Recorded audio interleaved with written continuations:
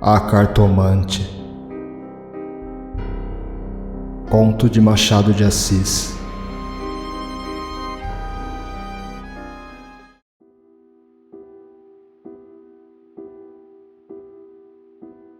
Hamlet observa a Horácio que há mais coisas no céu e na terra do que sonha a nossa filosofia. Era a mesma explicação que dava a bela Rita ao moço Camilo numa sexta-feira de novembro de 1869, quando este ria dela por ter ido na véspera consultar uma cartomante. A diferença é que o fazia por outras palavras. Ria, ria. Os homens são assim, não acreditam em nada. Pois saiba que fui e que ela adivinhou o motivo da consulta antes mesmo que eu lhe dissesse o que era. Apenas começou a botar as cartas, disse-me: "A senhora gosta de uma pessoa." Confessei que sim. E então ela continuou a botar as cartas, combinou-as e no fim declarou-me que eu tinha medo de que você me esquecesse, mas que não era verdade. "Errou", interrompeu Camilo, rindo. "Não diga isso, Camilo. Se você soubesse como eu tenho andado por sua causa... Você sabe, já lhe disse. Não ria de mim, não ria." Camilo pegou-lhe nas mãos e olhou para ela sério e fixo. Jurou que lhe queria muito, que os seus sustos pareciam de criança. Em todo caso, quando tivesse algum receio, a melhor cartomante era ele mesmo. Depois repreendeu-a, disse-lhe que era imprudente andar por essas casas. Vilela podia sabê-lo, e depois... "Qual saber? Tive muita cautela ao entrar na casa." "Onde é a casa?" "Aqui perto, na rua da Guarda Velha. Não passava ninguém nessa ocasião." "Descansa, eu não sou maluca." Camilo riu outra vez. "Tu crês deveras nessas coisas?" perguntou-lhe. Foi então que ela, sem saber que traduzia Hamlet em vulgar, disse-lhe que havia muita coisa misteriosa e verdadeira neste mundo. Se ele não acreditava, paciência. Mas o certo é que a cartomante adivinhara tudo. Que mais? A prova é que ela agora estava tranquila e satisfeita. Cuido que ele ia falar, mas reprimiu-se. Não queria arrancar-lhe as ilusões. Também ele, em criança, e ainda depois, foi supersticioso. Teve um arsenal inteiro de crendices, que a mãe lhe incutiu e que aos 20 anos desapareceram. No dia em que deixou cair toda essa vegetação parasita, e ficou só o tronco da religião, ele, como tivesse recebido da mãe ambos os ensinos, envolveu-os na mesma dúvida, e logo depois em uma só negação total. Camilo não acreditava em nada. Por quê? Não poderia dizê-lo. Não possuía um só argumento. Limitava-se a negar tudo. E digo mal, porque negar é ainda afirmar. E ele não formulava a incredulidade. Diante do mistério, contentou-se em levantar os ombros e foi andando. Separaram-se contentes, ele ainda mais que ela. Rita estava certa de ser amada. Camilo não só o estava, mas via-a estremecer e arriscar-se por ele, correr às cartomantes, e por mais que a repreendesse, não podia deixar de sentir-se lisonjeada. A casa do encontro era na antiga Rua dos Barbonos, onde morava uma comprovinciana de Rita. Esta desceu pela Rua das Mangueiras, na direção de Botafogo, onde residia. Camilo desceu pela da Guarda Velha, olhando de passagem para a casa da cartomante. Vilela, Camilo e Rita. 3 nomes, uma aventura e nenhuma explicação das origens. Vamos a ela. Os 2 primeiros eram amigos de infância. Vilela seguiu a carreira de magistrado. Camilo entrou no funcionalismo, contra a vontade do pai, que queria vê-lo médico. Mas o pai morreu, e Camilo preferiu não ser nada, até que a mãe lhe arranjou um emprego público. No princípio de 1869, voltou Vilela da província, onde casara com uma dama formosa e tonta. Abandonou a magistratura e veio abrir banca de advogado. Camilo arranjou-lhe casa para os lados de Botafogo e foi a bordo recebê-lo. "É o senhor?" exclamou Rita, estendendo-lhe a mão. "Não imagina como meu marido é seu amigo. Falava sempre do senhor." Camilo e Vilela olharam-se com ternura. Eram amigos deveras. Depois, Camilo confessou de si para si que a mulher do Vilela não desmentia as cartas do marido. Realmente, era graciosa e viva nos gestos. olhos cálidos, boca fina e interrogativa. Era um pouco mais velha que ambos. Contava 30 anos, Vilela 29 e Camilo 26. Entretanto, o porte grave de Vilela fazia-o parecer mais velho que a mulher, enquanto Camilo era um ingênuo na vida moral e prática. Faltava-lhe tanto a ação do tempo como os óculos de cristal que a natureza põe no berço de alguns para adiantar os anos. Nem experiência, nem intuição. Uniram-se os três, convivência trouxe intimidade. Pouco depois morreu a mãe de Camilo, e nesse desastre, que o foi, os dois mostraram-se grandes amigos dele. Vilela cuidou do enterro, dos sufrágios e do inventário. Rita tratou especialmente do coração, e ninguém o faria melhor. Como daí chegaram ao amor, não o soube ele nunca. A verdade é que gostava de passar as horas ao lado dela. Era sua enfermeira moral, quase uma irmã, mas principalmente era mulher e bonita. Odor de femina, eis o que ele aspirava nela, e em volta dela, para incorporá-lo em si próprio. Liam os mesmos livros, iam juntos a teatros e passeios. Camilo ensinou-lhe as damas e o xadrez, e jogavam às noites. Ela mal, ele, para lhe ser agradável, pouco menos mal. Até aí as coisas. Agora a ação da pessoa, os olhos teimosos de Rita, que procuravam muita vez os dele, que os consultavam antes de o fazer ao marido, as mãos frias, as atitudes insólitas. Um dia, fazendo ele anos, recebeu de Vilela uma rica bengala de presente, e de Rita apenas um cartão com um vulgar cumprimento a lápis. E foi então que ele pôde ler no próprio coração. Não conseguia arrancar os olhos do bilhetinho. Palavras vulgares, mas há vulgaridades sublimes, ou pelo menos deleitosas. A velha caleça de praça, em que pela primeira vez passeaste com a mulher amada, fechadinhos ambos, vale o carro de Apolo. Assim é o homem, assim são as coisas que o cercam. Camilo quis sinceramente fugir, mas já não pôde. Rita, como uma serpente, foi se acercando dele, envolveu-o todo, fez-lhe estalar os ossos num espasmo e pingou-lhe o veneno na boca. Ele ficou atordoado e subjugado. Vexame, sustos, remorsos, desejos, tudo sentiu de mistura. Mas a batalha foi curta e a vitória delirante. Adeus escrúpulos. Não tardou que o sapato se acomodasse ao pé, e aí foram ambos, estrada fora, braços dados, pisando folgadamente por cima de ervas e pedregulhos, sem padecer nada mais que algumas saudades quando estavam ausentes um do outro. A confiança e estima de Vilela continuavam a ser as mesmas. Um dia, porém, recebeu Camilo uma carta anônima, que lhe chamava de imoral e pérfido, e dizia que a aventura era sabida de todos. Camilo teve medo, e para desviar as suspeitas, começou a rarear as visitas à casa de Vilela. Este notou-lhe as ausências.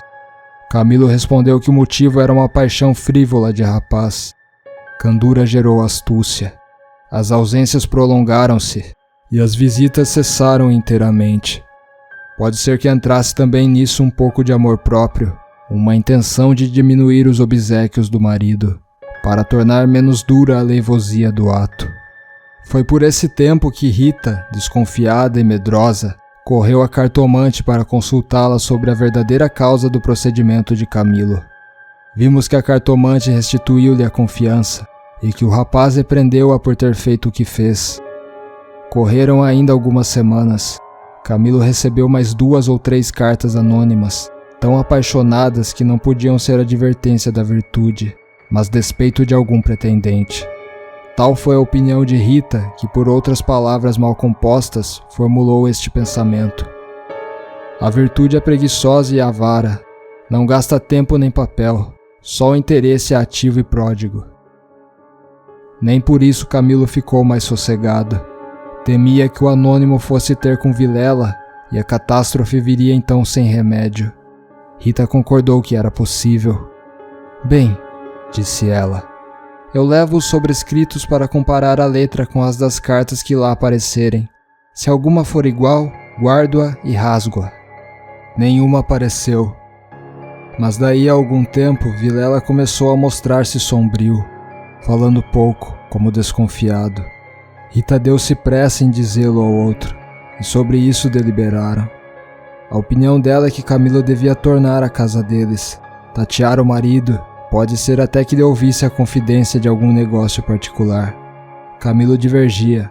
Aparecer depois de tantos meses era confirmar a suspeita ou denúncia. Mais valia cautelarem-se, sacrificando-se por algumas semanas. Combinaram os meios de se corresponderem, em caso de necessidade, e separaram-se com lágrimas.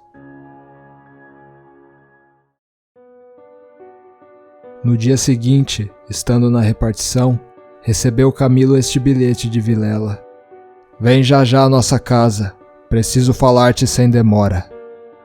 Era mais de meio-dia. Camilo saiu logo. Na rua, advertiu que teria sido mais natural chamá-lo ao escritório. Por que em casa? Tudo indicava matéria especial, e a letra, fosse realidade ou ilusão, afigurou-se-lhe trêmula. Ele combinou todas essas coisas com a notícia da véspera. Vem já já à nossa casa, preciso falar-te sem demora. Repetia ele com os olhos no papel. Imaginariamente, viu a ponta da orelha de um drama. Rita subjugada e lacrimosa, Vilela indignado, pegando da pena e escrevendo o bilhete, certo de que ele acudiria e esperando-o para matá-lo. Camilo estremeceu, tinha medo, depois sorriu amarelo, e em todo caso repugnava-lhe a ideia de recuar, e foi andando. De caminho, lembrou-se de ir à casa. Podia achar algum recado de Rita que lhe explicasse tudo. Não achou nada, nem ninguém. Voltou à rua, e a ideia de estarem descobertos parecia-lhe cada vez mais verossímil. Era natural uma denúncia anônima, até da própria pessoa que o ameaçara antes. Podia ser que Vilela conhecesse agora tudo. A mesma suspensão das suas visitas, sem motivo aparente, apenas com um pretexto fútil, viria confirmar o resto. Camilo ia andando inquieto e nervoso. Não relia o bilhete, mas as palavras estavam decoradas, diante dos olhos, fixas. Ou então, o que era ainda pior, eram-lhe murmuradas ao ouvido com a própria voz de Vilela. Vem já já à nossa casa, preciso falar-te sem demora. Ditas assim, pela voz do outro, tinham um tom de mistério e ameaça. Vem já já para quê? Era perto de 1h da tarde. A comoção crescia de minuto a minuto. Tanto imaginou que se iria passar que chegou a crê-lo e vê-lo. Positivamente tinha medo. Entrou a cogitar em ir armado, considerando que se nada houvesse, nada perdia, e a precaução era útil. Logo depois rejeitava a ideia, vexado de si mesmo, e seguia, picando o passo, na direção do Largo da Carioca, para entrar numa pequena carruagem, popularmente conhecida como Tilbury. Chegou, entrou e mandou seguir a trote largo. Quanto antes melhor, pensou ele. Não posso estar assim. Mas o mesmo trote do cavalo veio agravar-lhe a comoção. O tempo voava e ele não tardaria a entestar com o perigo. Quase no fim da rua da Guarda Velha, o Tilbury teve de parar. A rua estava atravancada com uma carroça que caíra. Camilo em si mesmo estimou o obstáculo e esperou. No fim de 5 minutos, reparou que ao lado, à esquerda, ao pé do Tilbury, ficava a casa da cartomante, a quem Rita consultara uma vez, e nunca ele desejou tanto crer na lição das cartas. Olhou, viu as janelas fechadas, quando todas as outras estavam abertas e pejadas de curiosos do incidente da rua. Dir-se-ia a morada do indiferente destino. Camilo reclinou-se no Tilbury para não ver nada. A agitação dele era grande, extraordinária, e no fundo das camadas morais emergiam alguns fantasmas de outro tempo, as velhas crenças, as superstições antigas. O cocheiro propôs-lhe voltar à primeira travessa e ir por outro caminho. Ele respondeu que não, que esperasse, e inclinava-se para fitar a casa. Depois fez um gesto incrédulo. Era a ideia de ouvir a cartomante, que lhe passava ao longe, muito longe, com vastas asas cinzentas. Desapareceu, reapareceu e tornou a esvair-se no cérebro. mas daí a pouco moveu outra vez as asas, mais perto, fazendo uns giros concêntricos. Na rua, gritavam os homens safando a carroça. Anda, agora! Empurra! Vá, vá! Daí a pouco estaria removido o obstáculo. Camilo fechava os olhos, pensava em outras coisas, mas a voz do marido sussurrava-lhe à orelha as palavras da carta. Vem já já! E ele via as contorções do drama e tremia. A casa olhava para ele. As pernas queriam descer e entrar. Camilo achou-se diante de um longo véu opaco. Pensou rapidamente no inexplicável de tantas coisas. A voz da mãe repetia-lhe uma porção de casos extraordinários, e a mesma frase do príncipe de Dinamarca reboava-lhe de dentro. Há mais coisas no céu e na terra do que sonha a filosofia. Que perdia ele se... Deu por si na calçada, ao pé da porta. Disse ao cocheiro que esperasse, e rápido enfiou pelo corredor, e subiu a escada.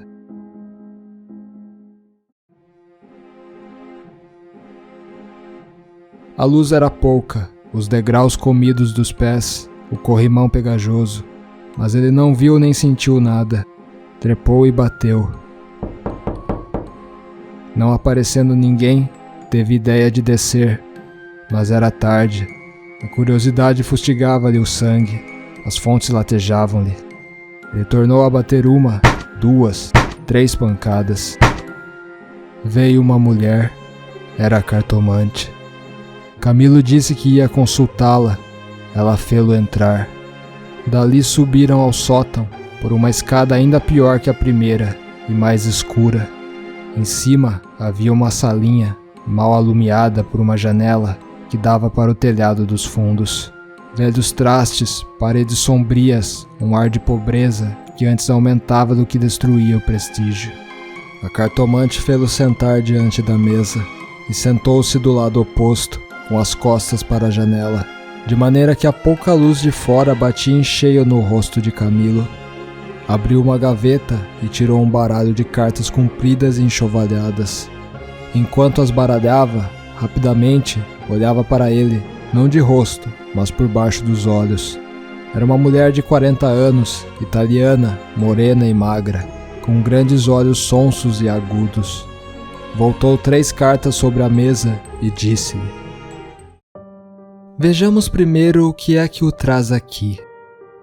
O senhor tem um grande susto. Camilo, maravilhado, fez um gesto afirmativo. E quer saber, continuou ela, se lhe acontecerá alguma coisa ou não. A mim e a ela, explicou vivamente ele. A cartomante não sorriu, disse-lhe só que esperasse. Rápido pegou outra vez das cartas e baralhou-as, com os longos dedos finos de unhas descuradas. Baralhou-as bem, transpôs os maços 1, 2, 3 vezes. Depois começou a estendê-las. Camilo tinha os olhos nela, curioso e ansioso. As cartas dizem-me... Camilo inclinou-se para beber uma a uma as palavras. Então ela declarou-lhe que não tivesse medo de nada. Nada aconteceria nem a um nem a outro. Ele, o terceiro, ignorava tudo. Não obstante, era indispensável muita cautela. Ferviam invejas e despeitos. Falou-lhe do amor que os ligava, da beleza de Rita. Camilo estava deslumbrado. A cartomante acabou, recolheu as cartas e fechou-as na gaveta. A senhora restituiu-me a paz ao espírito, disse ele estendendo a mão por cima da mesa e apertando-a da cartomante. Ela levantou-se rindo. Vá, disse ela. Vá, ragazzo innamorato. E de pé, com o dedo indicador, tocou-lhe na testa. Camilo estremeceu, como se fosse a mão da própria Sibila, e levantou-se também. A cartomante foi à cômoda, sobre a qual estava um prato com passas. Tirou um cacho destas, começou a despencá-las e comê-las, mostrando 2 fileiras de dentes que desmentiam as unhas. Nessa mesma ação comum, a mulher tinha um ar particular. Camilo, ansioso por sair, não sabia como pagasse, ignorava o preço. Passas custam dinheiro, disse ele afinal, tirando a carteira. Quantas quer mandar buscar? Pergunte ao seu coração, respondeu ela. Camilo tirou uma nota de 10 mil réis e deu-lhe. Os olhos da cartomante fuzilaram. O preço usual era apenas 2 mil réis. Vejo bem que o senhor gosta muito dela. E faz bem, ela gosta muito do senhor. Vá tranquilo. Olha a escada, é escura. Põe o chapéu. A cartomante tinha já guardado a nota na algibeira e descia com ele, falando com um leve sotaque. Camilo despediu-se dela embaixo e desceu a escada que levava à rua, enquanto a cartomante, alegre com a paga, tornava acima, cantarolando uma barcarola. Camilo achou o tílburi esperando. A rua estava livre. Entrou e seguiu a trote largo. Tudo lhe parecia agora melhor. As outras coisas traziam outro aspecto. O céu estava límpido e as caras joviais. Chegou a rir dos seus receios, que chamou pueris. Recordou os termos da carta de Vilela e reconheceu que eram íntimos e familiares. Onde é que ele lhe descobrira a ameaça? Advertiu também que eram urgentes. Fizera mal em demorar-se tanto. Podia ser algum negócio grave e gravíssimo. Vamos depressa, repetia ele ao cocheiro. E consigo, para explicar a demora ao amigo, engenhou qualquer coisa. Parece que formou também o plano de aproveitar o incidente para tornar a antiga assiduidade. De volta com os planos, reboavam-lhe na alma as palavras da cartomante. Em verdade, ela adivinhara o objeto da consulta, o estado dele, a existência de um terceiro, porque não adivinharia o resto. O presente que se ignora vale o futuro. Era assim, lentas e contínuas, que as velhas crenças do rapaz iam tornando ao de cima, e o mistério empolgava-o com as unhas de ferro. Às vezes queria rir, e ria de si mesmo, algo vexado, mas a mulher, as cartas, as palavras secas e afirmativas, a exortação, vá ragazzo innamorato, e no fim, ao longe, a barcarola da despedida, lenta e graciosa. Tais eram os elementos recentes que formavam com os antigos uma fé nova e vivaz. A verdade é que o coração ia alegre e impaciente, pensando nas horas felizes de outrora e nas que haviam de vir. Ao passar pela glória, Camilo olhou para o mar, estendeu os olhos para fora, até onde a água e o céu dão um abraço infinito, e teve assim uma sensação do futuro, longo, interminável. Daí a pouco chegou à casa de Vilela. Apeou-se, empurrou a porta de ferro do jardim e entrou. A casa estava silenciosa. Subiu os 6 degraus de pedra e mal teve tempo de bater, a porta abriu-se. E apareceu-lhe Vilela. Desculpa, não pude vir mais cedo. Que há? Vilela não lhe respondeu. Tinha as feições decompostas. Fez-lhe sinal e foram para uma saleta interior. Entrando, Camilo não pôde sufocar um grito de terror. Ao fundo, sobre o canapé, estava a Rita morta e ensanguentada. Vilela pegou-o pela gola e com 2 tiros de revólver estirou-o morto no chão.